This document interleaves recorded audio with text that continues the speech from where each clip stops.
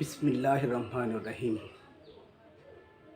শহীদ Nurul Hossain degree college কর্তৃক আয়োজিত online ক্লাসে সবাইকে স্বাগত। আমি মোহাম্মদ নুরুল আলম, প্রভাষক হিসাব বিজ্ঞান বিভাগ, শহীদ নুরুল হোসেন ডিগ্রি কলেজ, কাশীনাথপুর, পাবনা। আমি প্রথম বর্ষ 2020-21 সেশনের ছাত্রছাত্রীদের জন্য আজকে হিসাব বিজ্ঞান প্রথম পত্রে প্রথম অধ্যায়ের অতীব গুরুত্বপূর্ণ বিষয় লেনদেন পড়াইব। আমরা জানি প্রত্যাহিত জীবনে প্রায় অনেক ঘটনা ঘটে থাকে। এ সকল ঘটনাগুলোকে আমরা যদি ভাগ করি তাহলে দুই ভাগে ভাগ করা যায়। একটি হলো আর্থিক ঘটনা, অন্যটি হলো অনার্থিক ঘটনা। আর্থিক ঘটনাসমূহ হলো হিসাব বিজ্ঞানের হিসাবভুক্ত করার ঘটনা। তথাপি এই ঘটনাগুলোর কিছু বৈশিষ্ট্য থাকলে আমরা সেগুলোকে আর্থিক ঘটনা বলি, এবং এই সকল আর্থিক ঘটনা হিসাব বিজ্ঞানে বিভিন্ন শ্রেণীতে ভাগ করে সেগুলো আমরা যাচাই বাছাই করে বিভিন্ন প্রকার সিদ্ধান্ত গ্রহণ করে থাকি। আমরা আজকে পড়াইব লেনদেন। আমরা জানি লেনদেন বলতে নেওয়া দেওয়া, আদান প্রদান, দান গ্রহণ ইত্যাদি বুঝে থাকি। লেনদেন হতে হলে অর্থের অঙ্কে পরিমাপযোগ্য এবং দুটি পক্ষ, তার সাথে সংশ্লিষ্ট দুটি পক্ষ, এছাড়া অর্থ এবং সেবার পরিবর্তন থাকতে হয়। সুতরাং আমরা বলতে পারি লেনদেন হলো হিসাব বিজ্ঞানের একটি অতীব গুরুত্বপূর্ণ জিনিস বা উপাদান বা কাঁচামাল। আমরা লেনদেন কাঁচামাল ধারাই হিসাব বিজ্ঞানের সকল ঘটনা লিপিবদ্ধ করে তার থেকে জাবেদা, খতিয়ান, রেওয়ামিল, আর্থিক অবস্থার আর্থিক বিবরণী তৈরি করে থাকি। সুতরাং লেনদেনকে আমরা বুঝতে হলে লেনদেনের শ্রেণীবিভাগ জানা অতীব গুরুত্বপূর্ণ, লেনদেনের বৈশিষ্ট্য জানা অতীব গুরুত্বপূর্ণ বিষয়।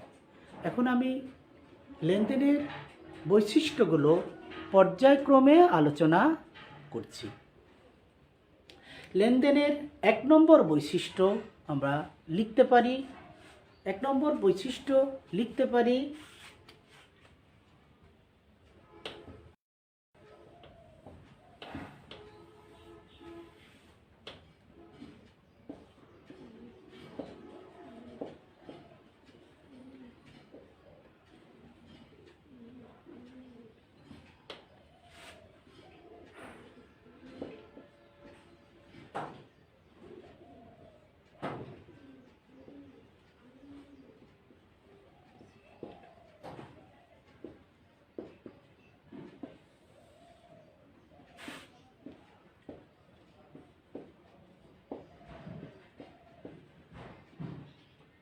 লেনদেনের 1 নম্বর বৈশিষ্ট্য হলো অর্থের অঙ্কে পরিমাণ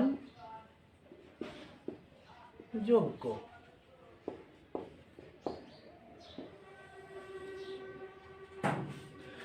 আমাদের প্রত্যাহিত জীবনে অথবা একটি ব্যবসায়িক প্রতিষ্ঠানের যতগুলো ঘটনা ঘটেই থাকুক, সেই ঘটনা যদি অর্থের অঙ্কে পরিমাপ করা যায় তাহলে আমরা তাকে লেনদেন বলে থাকব।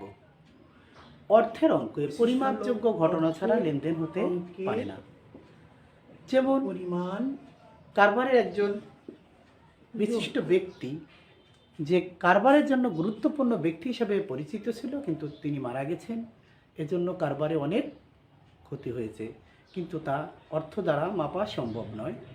সুতরাং এটা অর্থের অঙ্কে পরিমাপযোগ্য নয়, এটা লেনদেন হতে পারে না।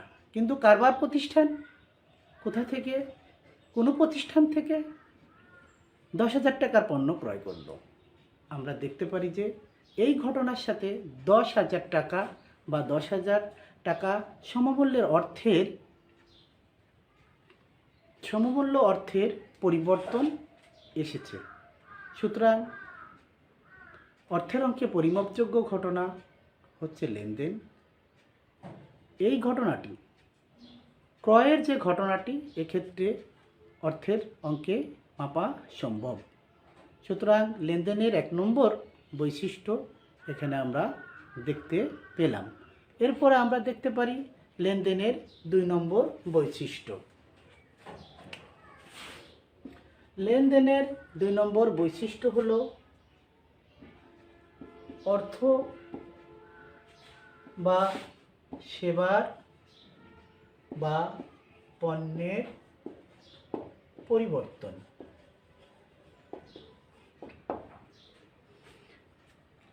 কোনো লেনদেনকে শুধুমাত্র অর্থের অঙ্কে পরিমাপযোগ্য হলেই হবে না। অর্থের অঙ্কের অর্থ দ্বারা উক্ত লেনদেন পরিবর্তন হতে হবে। অর্থের সাথে সাথে আমরা সেবার পরিবর্তন এবং পণ্যের পরিবর্তনকেও লেনদেন বলতে পারি। এক্ষেত্রে আমরা যে ক্রয়ের উদাহরণটি দিয়েছি, উক্ত ক্রয়ের ক্ষেত্রে একটি প্রতিষ্ঠান থেকে আমরা কিন্তু পণ্য নিয়ে এসেছি, অপরদিকে ওই প্রতিষ্ঠানে নিকট আমরা দায় আছি। সুতরাং কোনো না কোনো এক সময় অর্থের পরিবর্তন হবে, কিন্তু বাস্তব বিপক্ষে দেখতে পেয়েছি যে ঘটনা ঘটার সাথে সাথে পণ্যের পরিবর্তন হয়েছে, ব্যবসায়িক পণ্যের পরিবর্তন হয়েছে। সুতরাং আমরা উক্ত ঘটনাটিকে লেনদেনের 2 নম্বর বৈশিষ্ট্যর মধ্যে ফেলতে পারি। অপরদিকে আমরা যদি খেয়াল করি, লেনদেনের 3 নম্বর বৈশিষ্ট্য হলো দ্বৈত সত্তা অবলিক দুটি পক্ষ। লেনদেনের 3 নম্বর বৈশিষ্ট্য হলো দ্বৈত সত্তা। কোনো লেনদেন এমনি ঘটলেই হবে না। উক্ত লেনদেন ঘটনার সময় অবশ্যই দুটি পক্ষর সম্মতি থাকতে হবে। দুটি পক্ষ উক্ত লেনদেনের সাথে অবশ্যই জড়িত থাকতে হবে। দুটি পক্ষ, আমরা যে ধারে ক্রয়ের উদাহরণ টেনেছি, উক্ত লেনদেনে দেখা যাচ্ছে যে পক্ষ ক্রয় করেছে সে ক্রয়কৃত পক্ষের কাছে দায় আছে। সুতরাং এক ব্যক্তি উক্ত পণ্য অন্য ব্যক্তির নিকট বিক্রয় করেছে, বিধায় অন্য ব্যক্তি ওই পণ্যটি ক্রয় করেছে। এখানে হিসাবভুক্ত দুইটি পক্ষের নাম হবে, একটি পক্ষ তার হিসাব বইতে লিখবে ক্রয় হিসাব, অন্য পক্ষ তার হিসাব বইতে লিখবে প্রদেয় হিসাব বা পাওনাদার হিসাব। আমরা এছাড়াও লেনদেনের আরও কিছু বৈশিষ্ট্য আছে, সেগুলো একটি লেনদেনের ঐতিহাসিক মূল্য থাকতে হবে। লেনদেনটি ঘটনা ঘটার সাথে সাথে সেটা কিন্তু অতীত ঘটনা হিসাবে পরিগণিত হয়। অতীত ঘটনা হিসাবে পরিগণিত হওয়ার ফলে উক্ত লেনদেন একটি ঐতিহাসিক ঘটনারূপে বিবেচিত হয় এবং উক্ত লেনদেনটি কত তারিখে ঘটেছে তাহা আমরা খাতায় লিপিবদ্ধ করে রাখি। সুতরাং একটি লেনদেন অবশ্যই একটি ঐতিহাসিক ঘটনারূপে বিবেচিত হবে। স্বয়ংসম্পূর্ণ স্বাতন্ত্র্য। প্রত্যেকটি লেনদেন তার নিজের মতো স্বয়ংসম্পূর্ণ স্বাতন্ত্র্য।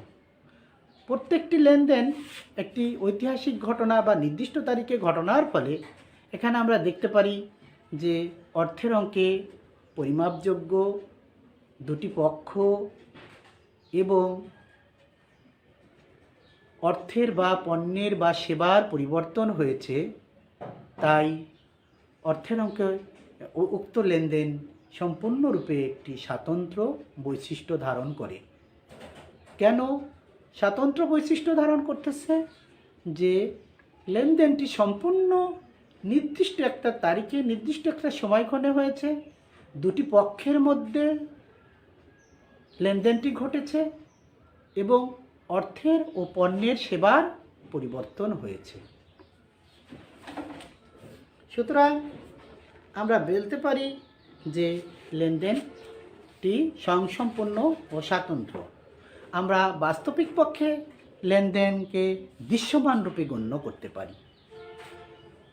লেনদেন দৃশ্যমান ছাড়াও অদৃশ্যমান লেনদেন আছে। সুতরাং লেনদেন আমাদের চোখের সামনে ঘটতে হবে, লেনদেন দৃশ্যমান।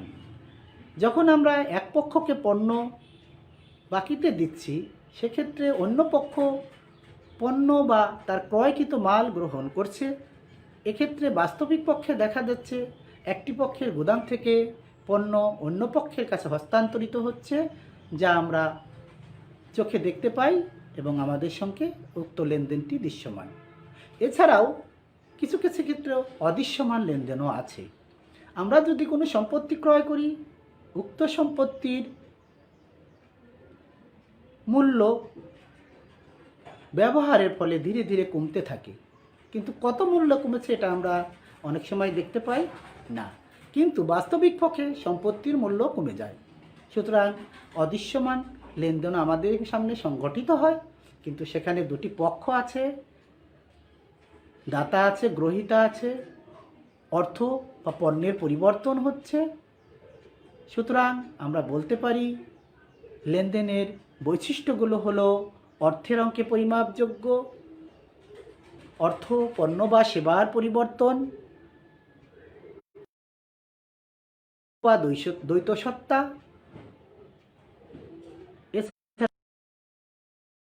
লেনদেন হতে হলে দৃশ্যমান থাকতে হবে। তারপরে ঐতিহাসিক ঘটনা, প্রত্যেকটি লেনদেন স্বাতন্ত্র ও স্বমহিমায় ভূষিত হয়। একটি লেনদেনের সাথে অবশ্যই দুটি পক্ষ জড়িত থাকে। এভাবে আমরা লেনদেন হিসাব বিজ্ঞানের কাঁচামাল বা হিসাব বিজ্ঞানের যে সকল উপাদান আমরা তৈরি করি, যেমন জাবেদা, খতিয়ান, রেওয়ামিল, আর্থিক বিবরণী, নগদান বহি, ক্রয় বহি, বিক্রয় বহি, এ সকল তৈরি করতে হলে কিন্তু আমাদের লেনদেন থেকেই সকল হিসাবের বা হিসাব বিজ্ঞানের সকল বিষয়ের সাথে সম্পৃক্ত বিষয় লেনদেন। সুতরাং লেনদেন হলো হিসাব বিজ্ঞানের কাঁচামাল। আমরা এভাবেই লেনদেনকে বুঝব।